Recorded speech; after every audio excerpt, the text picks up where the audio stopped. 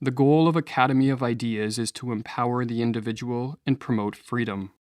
Become a supporting member to help us in our mission and access over 75 membership videos, with more added each month. Sign up now at academyofideas.com/members. Human predators populate our society. Psychopaths are human predators. They coerce, manipulate, lie, steal, defraud, abuse, and take life without feeling guilt or remorse. A leading expert on psychopathy, Robert Hare, estimates that 1% of people are psychopaths, while the clinical psychologist Martha Stout suggests this figure is closer to 4%. Studies indicate that psychopaths are overrepresented in the corporate executive world and in politics. In this video, we are going to explore the psychology of the psychopath, as this knowledge can help us minimize the damage they inflict on us, those we care about, and humanity at large. Compared with other major clinical disorders, little systemic research has been devoted to psychopathy, even though it is responsible for far more social distress and disruption than all other psychiatric disorders combined, writes Robert Hare. Psychopaths are found in every segment of society, and there is a good chance that you will have a painful or humiliating encounter with one. Your best defense is to understand the nature of these human predators.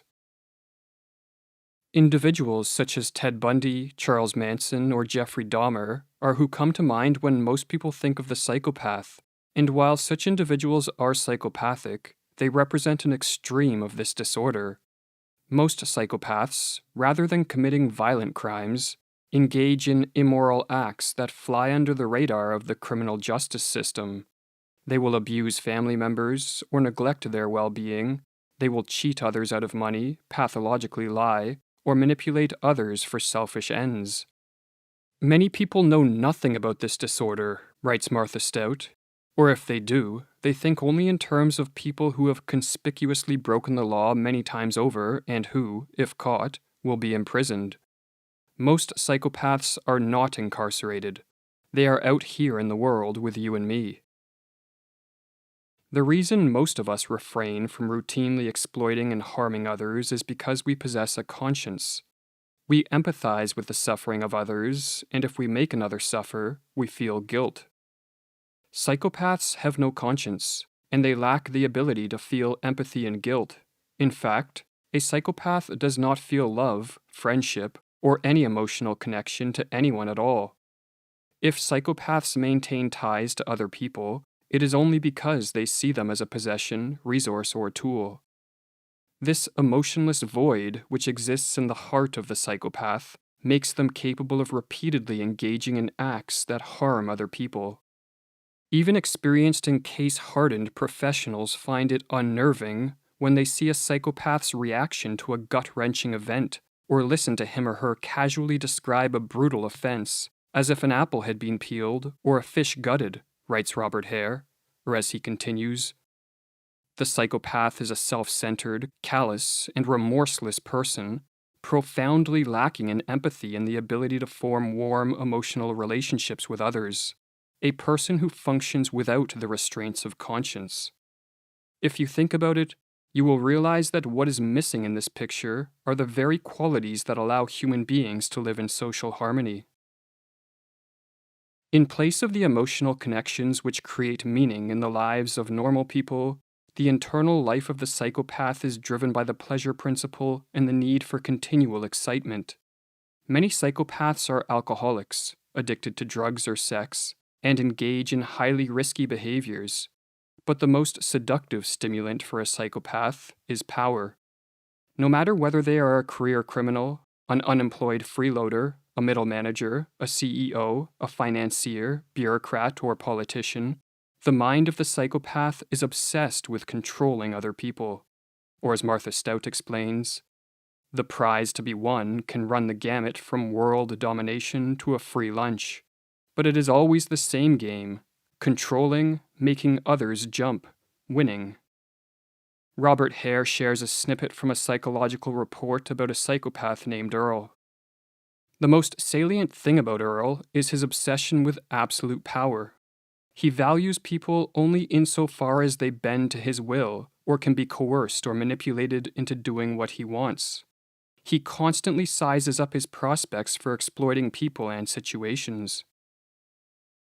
While from our vantage point the psychopath is suffering from a severe mental disorder, psychopaths see nothing wrong with themselves and are sometimes forthright in stating that their condition is a blessing. Their lack of emotional attachments and inability to feel empathy and guilt grant them an unprecedented advantage in what is a dog-eat-dog world, or so they say. Ted Bundy, for example, referred to guilt as an unhealthy social control mechanism that does terrible things to the body. Given that they see their psychopathy as a benefit, it should come as no surprise that attempts to rehabilitate psychopaths fail miserably.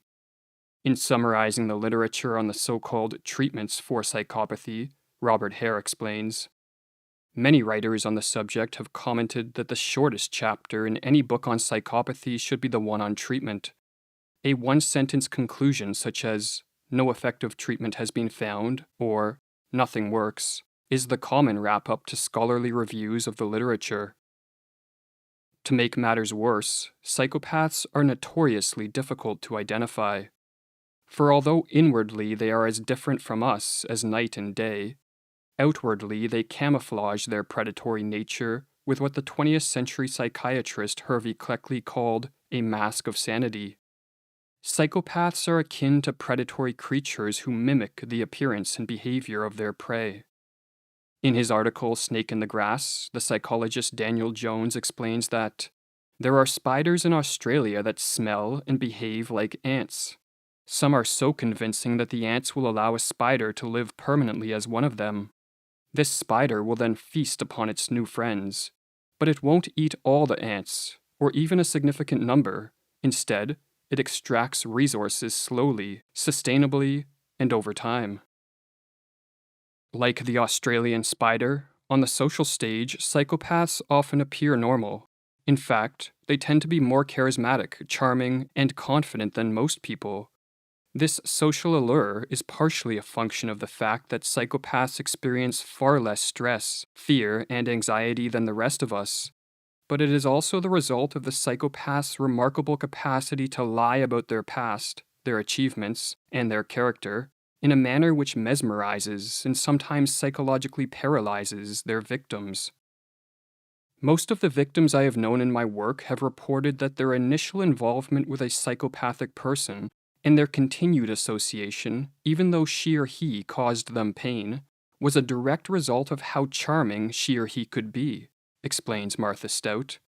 Countless times, I have watched people shake their heads and make statements such as, "He was the most charming person I ever met," or, "I felt like I'd known her forever," or, "He had an energy about him that other people just don't have." Luckily, there are cracks in the psychopath's mask of sanity. One of these cracks is a pathologically inflated sense of self-importance, which psychopaths find impossible to hide, or as Robert Hare explains, psychopaths have a narcissistic and grossly inflated view of their self-worth and importance, a truly astounding egocentricity and sense of entitlement, and see themselves as the center of the universe, as superior beings who are justified in living according to their own rules. The eyes of a psychopath can also reveal their predatory nature, as some victims report that looking into the eyes of a psychopath is akin to looking into the eyes of a reptile. No matter their mood, their eyes are the same: empty, cold, intense, and unsettling. This commonality between the eyes of a psychopath and the eyes of a reptile is one of the sources of the contemporary myth that there exists a race of reptilian humanoids. Some people respond to the emotionless stare of the psychopath with considerable discomfort, almost as if they feel like potential prey in the presence of a predator, writes Martha Stout. Others may be completely overwhelmed and intimidated, perhaps even controlled, with a little insight into what is happening to them.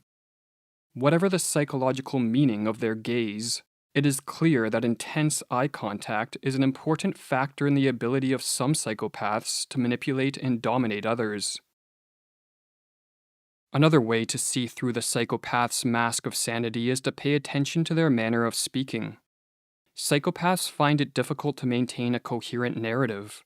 Their statements are often contradictory and littered with inconsistencies. They tend to jump from one unrelated topic to the next, and when asked a question, they are known to respond in a way that is irrelevant to what was asked. Psychopaths are notorious for not answering the question posed to them, or for answering in a way that seems unresponsive to the question, explains Robert Hare. Some psychopaths also accompany their speech with exaggerated hand movements. Researchers believe the hand movements of a psychopath are a function of how their brain processes words, ideas, and emotions. But the hand movements also function as a deceptive strategy. They distract listeners and make it harder to catch on to their inconsistencies and lies. Regarding one psychopath undergoing a psychological assessment, Robert Hare explained, "His narrative was accompanied by expansive hand movements and exaggerated facial expressions, a dramatic display that blinded our interviewer to what was happening." The root cause of psychopathy is unknown, but studies indicate that psychopaths are born with a predisposition to psychopathy. They are, in other words, a product of nature, not nurture. There is no convincing body of findings linking the core characteristic of psychopathy, that is, the absence of conscience, with childhood maltreatment, explains Martha Stout. In fact, there is some evidence that psychopaths are influenced less by their early experience than are non-psychopaths. While psychopaths have plagued all societies throughout history, the problem of their existence is amplified by contemporary trends toward political centralization. Governments are reaching their tentacles into ever more areas of life. Global institutions are attempting to place the entire world under the same yoke of tyranny, and developments in technology are creating the potential for a form of totalitarian rule that is far more invasive than anything that has come before.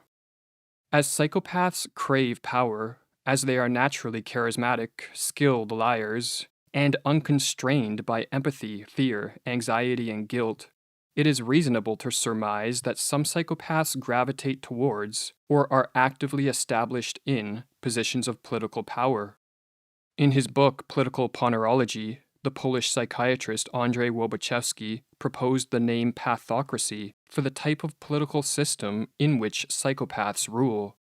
And unless more people are aware of the threat of this predatory class, this type of rule may become a full-blown reality.